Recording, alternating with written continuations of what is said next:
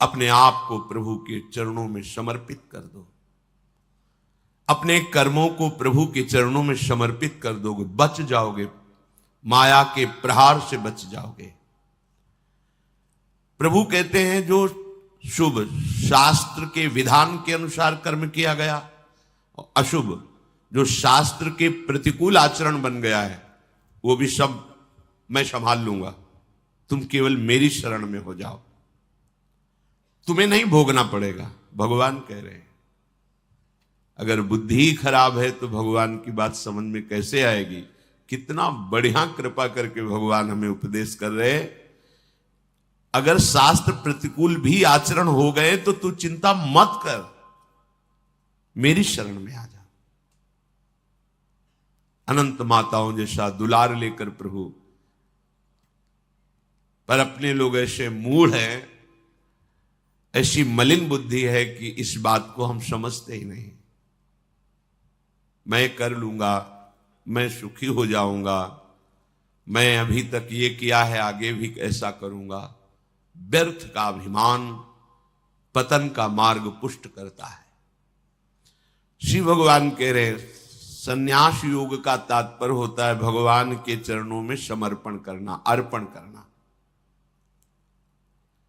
जब सब कुछ तू मेरे को अर्पण करेगा तो तू मुक्त हो जाएगा, जीवन मुक्त, और जीवन मुक्त परमानंद का अनुभव करता है।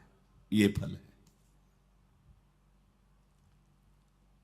तत्कुरुष मदर्पणम, जो भी तू कुछ कर रहा है, यत करोषि, मेरे को अर्पण कर दे।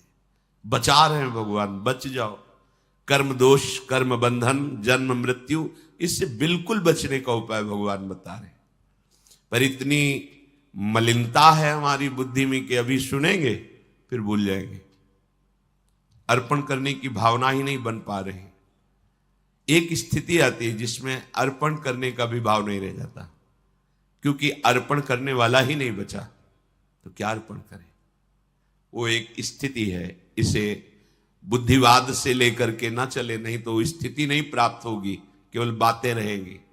हमारी स्थिति है शरीर में, शरीर संबंधियों में, भोगों में। देख लो तो आपको अभी ये अनुभव करना चाहिए कि अभी अहंकार है, देहाभिमान है, कर्तृत्व भोक्तृत्व भाव है, तो समर्पण वृत्ति में आओ।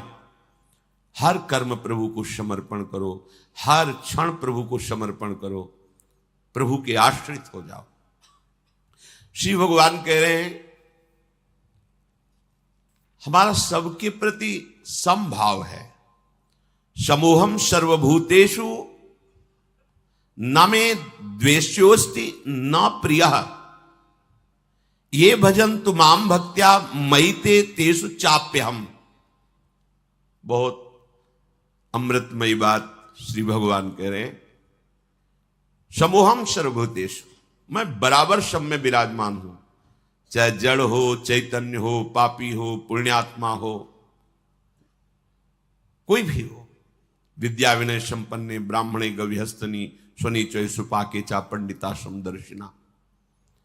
जो भगवान का भजन करते हैं तो भगवान का प्रभाव स्वभाव उतरता है, वही उनका स्वभाव हो जाता है। जैसे भगवान समदर्शी, ऐसे भगवान का भक्त समदर्शी हो जाता है। निरपेक्षम मुनिम शांतम निर्वैरम समदर्शिना। यहां भगवान समोहम सर्वभूतेषु, स्थावर जंगम, पवित्र अपवित्र, देवता मनुष्य, कोई भी, सब में भगवान समान रूप से विराजमान है। न मे द्वेष्योस्ति न प्रियः, मेरा कोई द्वेष का पात्र नहीं है और न मेरा कोई प्रिय है। ये भगवान का सिद्धांत है। आगे की जो बात कह रहे हैं वो बहुत मीठी बात कह रहे हैं। मेरा स्वभाव है समदर्शी, ना कोई मुझे प्रिय है ना कोई अप्रिय है, ना मेरा कोई द्वेष का पात्र है ना कोई प्रिय पात्र है। पर ये भजन तो माम भक्त्या, जो मुझे भाव से बजते हैं मैं पक्षपात ले लेता हूं उनका। ये खास बात है। बस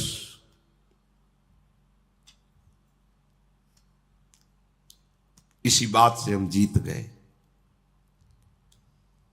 अगर केवल हिसाब हो तो हम कभी भगवत प्राप्ति नहीं कर सकते, कि तुम जो करोगे वही तुम्हें मिलेगा, तो हम कभी भगवत प्राप्ति के लायक ही नहीं हो सकते। पर ये बात हमें जिता देती है। ये भजन्तु माम भक्त्या मयि ते तेषु चाप्यहम्, मैं उनमें प्रकाशित हो जाता हूं और वो मेरे में प्रकाशित, जो मुझे प्रेम से भजता है। अब प्रेम है कि नहीं ये तो पता नहीं, पर प्रभु के सिवा और कोई है नहीं। वही जीवन है, वही हमारे सब हैं। राधा राधा राधा, इससे जीत गए। अगर हमारे हिसाब में देखा जाए तो ऐसा कोई तप सृष्टि में नहीं है जो भगवान को खरीद सके, ऐसा कोई सिद्धांत नहीं जो भगवान को अधीन कर सके। जैसे मां मेरा बच्चा है ऐसा मान करके हर समय आंतरिक दृष्टि रखती है, जरा सा भय उपस्थित होने पर आगे खड़ी हो जाती है। ये तो एक अंश का वात्सल्य है, वो वात्सल्य समुद्र है। बस इसी बात से हम जीत गए। नहीं तो भगवान जब अपने स्वभाव में हो तो हम कभी भगवत प्राप्ति नहीं कर सकते। भगवान का स्वभाव क्या? समोहम सर्वभूतेषु न मे द्वेष्योस्ति न प्रियः, मेरा कोई प्रिय नहीं है और कोई अप्रिय नहीं है। फिर तो हमारी बात नहीं बन पाती। अगर हमारी बात बनी है तो उनके दुलार से बनी है। उनका दुलार कैसे अनुभव में आया, कैसे आता है? अपनापन करने से। मेरे प्रभु जैसे भी है हम आपके हैं नाथ, अब आपके सिवा हमारा कोई सहारा नहीं। और ये बात जब वाणी से हृदय में उतर जाती है तो फिर जो चमत्कार जीवन में होता है वो किसी और साधन से नहीं होता है। मृत्यु से बचने के लिए बड़े बड़े उपाय किए जाते हैं। जब हार हो जाती है उपायों की, तब ये बात ध्यान आती है कि है कोई ऐसा जो मुझे बचा सकता है। नहीं, जीव का ऐसा स्वभाव बन गया है कि वो पहले भगवान की शरण होता ही नहीं है। वो जब तक हार नहीं जाता तब तक भगवान की शरण नहीं होता है। ये पक्की बात है, ये स्वभाव है उसका। आखिरी दम तक वो तिनके का भी सहारा लेने की कोशिश करेगा। जब तिनके का भी सहारा नहीं रह जाता तब वो हारे को हरिनाम, तब वो सहारा लेता है। अगर पहले ही ले ले तो हारना ना पड़े, उसे विपत्तियों का सामना ना करना पड़े। एक बार देवताओं ने देखा कि युद्ध में जितने असुर मारे जाते हैं, दैत्य, उन सबको भगवान शुक्राचार्य जी के पास संजीवनी विद्या है। विद्या का प्रयोग किया, तत्काल जीवित हस्त पुष्ट। भगवान बृहस्पति जी के पास ये विद्या नहीं। जितने देवता मारे जाते वो अंग भंग वैसी स्थिति में रहते, मृत तो मृत। भगवान बृहस्पति जी के पास ये विद्या थी नहीं, भगवान शुक्राचार्य जी के पास। देवताओं ने बृहस्पति जी को अपना गुरु माना और दैत्यों ने शुक्राचार्य जी को गुरु माना। अपने गुरुदेव की कहीं भी लघुता मन में भी नहीं आनी चाहिए। इसलिए देवताओं ने कभी बृहस्पति जी से ये प्रार्थना भी नहीं की कि आप संजीवनी विद्या सीख लीजिए, हम लोगों को जिलाने, कभी प्रार्थना नहीं की। गुरु महिमा है। पर उनके बड़े पुत्र का नाम कच्छ था।